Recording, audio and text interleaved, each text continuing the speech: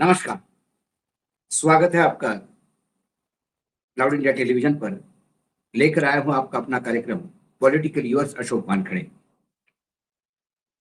चुनाव के पहले मतदाताओं को खरीदा कैसा जाता है, इसका बेहतरीन उदाहरण महाराष्ट्र में सामने आया।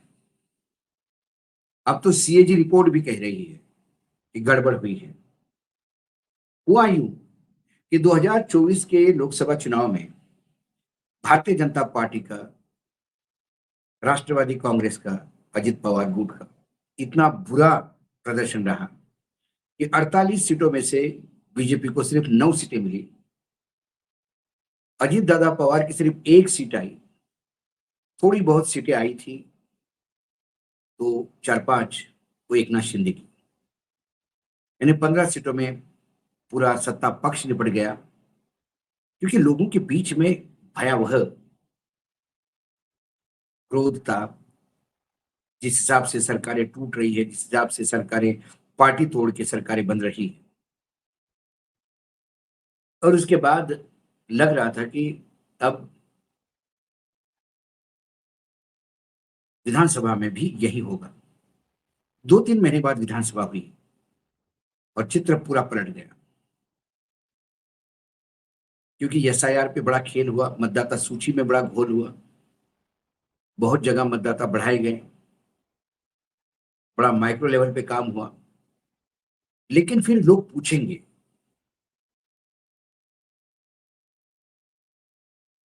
कि क्यों,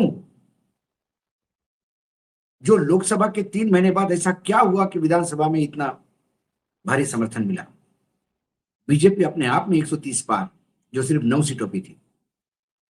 अजित पवार पे एक लोकसभा सीट, लेकिन 42 सीट, 54 सीटें एकनाथ शिंदे के पास।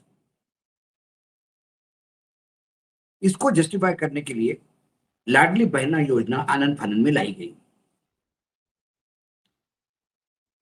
और जब लाडली बहना योजना लाई गई चुनाव के उसी 3 महीनों में, तो कुछ मतलब अगस्त में तो एडवांस पैसा दिया गया कि चुनाव के चलते पैसा ट्रांसफर नहीं कर पाएंगे तो एडवांस में पैसा देंगे।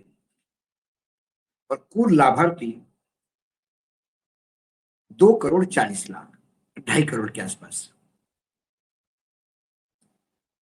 चुनाव के नतीजे आए, चुनाव जीत गए। इन्होंने कहा कि लाडली बहना, लाडली बहना, क्योंकि हर महिला के अकाउंट में पैसे आ गए थे। पहले 1,500 रुपए, फिर 3,000 रुपए, 4,500 रुपए चुनाव तक।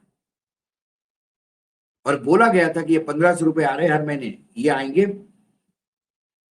20,000, 2,000 रुपए बढ़ा के देंगे, एक बार सरकार आने दो। सरकार मतदाता सूची में घेलमेल से आ गई। लाडली बहना का भी थोड़ा इनपुट होना चाहिए। लेकिन सत्ता में आने के बाद पैसा कहां से लाएंगे लाडली बहना को देने के लिए? तो फिर लाडली बहना का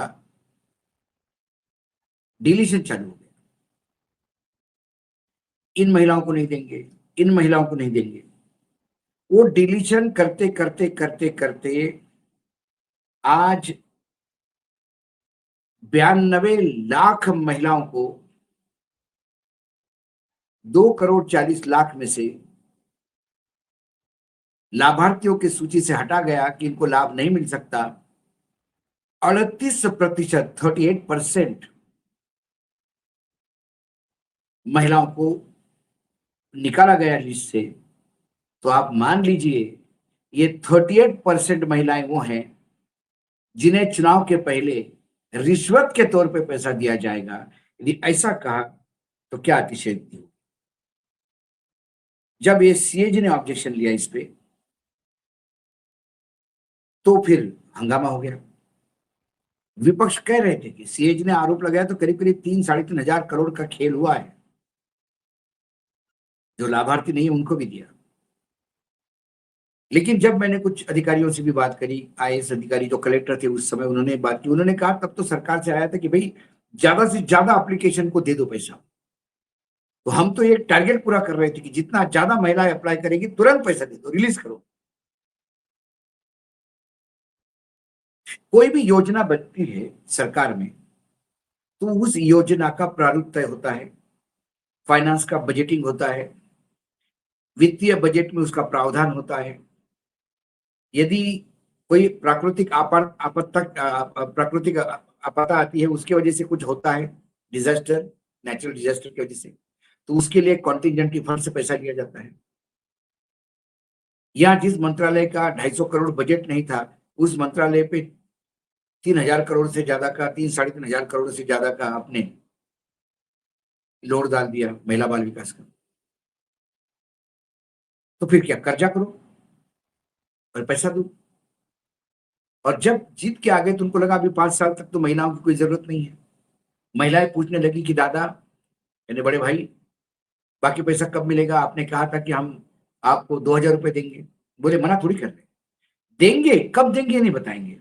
ये ठीक अगले चुनाव, विधानसभा चुनाव के 1 महीना पहले ये 1500 का 2000 करेंगे, ये भी तय है। मैं बता दूं आपको इनकी आदत से। लेकिन कोई भी योजना होती तो उसका आवंटन होता है, उसका एक एसओपी बनाया जाता है, स्टैंडर्ड ऑपरेटिंग प्रैक्टिस, कि महाराष्ट्र में कितनी महिलाएं हैं, उसमें कितने महिलाओं को लाभ देना है, जो लाभार्थी महिलाएं होगी उनके लिए क्या क्या कंडीशंस होगी, और उस कंडीशन के साथ योजना लॉन्च होती है। और फिर उसको मॉनिटर होती है। कोई लोग गलत, मतलब झूठ बोल के फॉर्म भरते हैं तो वो पकड़े जाते हैं, फिर उन पे एक्शन होती है। लेकिन आपने ब्लैंकेट पे जिसको एप्लीकेशन आए उसको दे दिया, क्योंकि आपको चुनाव में मत खरीदना था।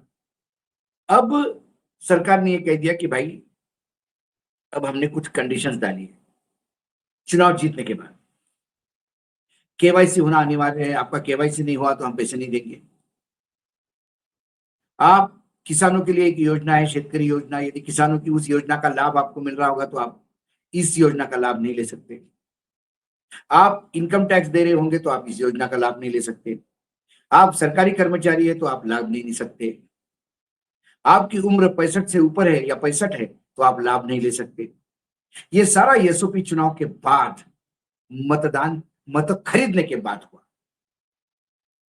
तो जो महिलाएं निकाल दी गई है, कार्ड मतलब लिस्ट में से हटा दी गई है, उनका प्रारूप क्या है?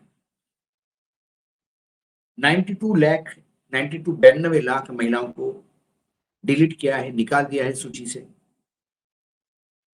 इसका मतलब करीब करीब 14,000 करोड़ रुपए अब तक इस 92 लाख महिलाओं के ऊपर, महिलाओं को दिए गए। वो जो लाभार्थी नहीं हो सकती उनको लाभ पहुंचाया गया, तो इस 14,000 करोड़ रुपए का मालिक, मतलब इसके रिस्पॉन्सिबिलिटी कौन लेगा? सरकारी कर्मचारी जो सरकार में नौकरी करता है, उसकी तनख्वाह है अच्छी खासी, उनमें से, उन परिवारों में से 4,42,000 महिला थी लिस्ट में जिनको पैसा मिला। 29,000 पुरुष थे जो महिलाओं के नाम से पैसा ले गए। 8,000 तो महिलाएं सरकार में काम कर रही थी, उन्होंने भी इसका लाभ लिया। कैग ने 3,541 करोड़ रुपए का इसमें घपला बताया कि ये क्या हुआ। जून 2024 को यह योजना लागू हुई थी। जून, जुलाई और अगस्त में 2 महीने का, अगस्त और सितंबर का भी पैसा दिया गया, ताकि चुनाव के बीच में आचार संहिता नहीं आए। अब जो मामले सामने आए, जब विपक्ष इस पर टूट पड़ा, तो बीजेपी के एक प्रवक्ता है कुलकर्णी, उनको तो आंकड़े मालूम नहीं, पढ़ने लिखने से तो उनको कोई मतलब नहीं। जब कैग कहता है कि इसमें 29,000 के आसपास पुरुष है जिन्होंने नाम दिए, बीजेपी के नेता ने आरोप लगाया कि विपक्ष ने 14 लाख पुरुषों को आवेदन करवा के इस योजना के साथ खिलवाड़ की है। सरकार एकनाथ शिंदे की, डिप्टी चीफ मिनिस्टर कौन? देवेंद्र फडणवीस, गृह मंत्री, अजित दादा पवार वित्त मंत्री,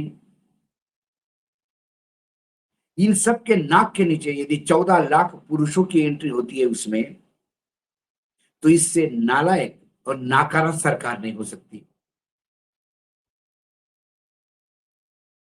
जो विपक्ष इनके साथ खेल करे ये होने दें। कुल मिलाकर ये मत खरीदने का था। सीएजी रिपोर्ट के आने के बाद सब नंगे हो गए। अब दबी जुबान में कहते हैं कि 38%, देखिए आप, ऑलमोस्ट 40%,